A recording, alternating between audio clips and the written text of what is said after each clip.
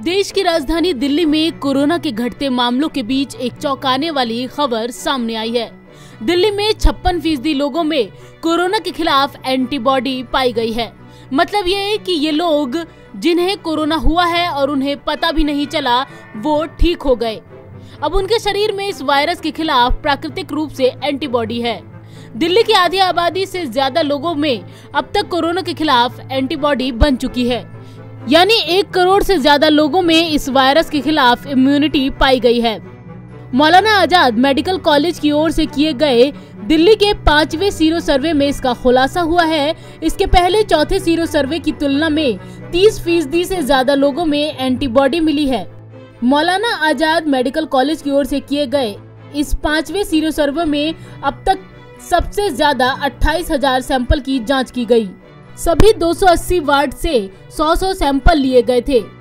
इसकी जांच institute of liver and biliary sciences में की गई।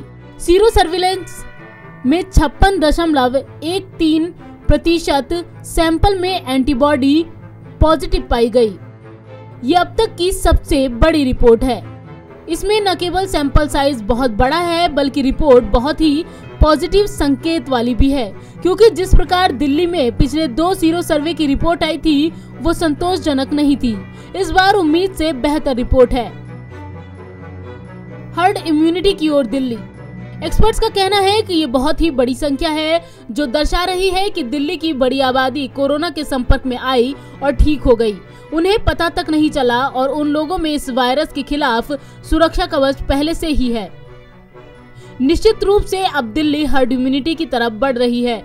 ये 56% एंटीबॉडी के आंकड़े नवंबर-दिसंबर के आसपास के हैं। इसके बाद इतना समय बीत गया तो निश्चित रूप से इसमें और इजाफा हुआ होगा।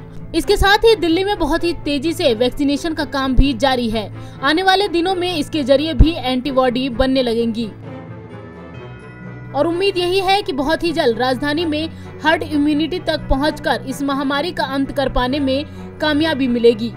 इस सीरो सर्विलांस के आधार पर कहा जा सकता है कि दिल्ली हर्ड इम्यूनिटी के करीब पहुंच गई है और कहीं न कहीं यही वजह है कि दिल्ली में अब कोविड के मामले भी कम आ रहे हैं।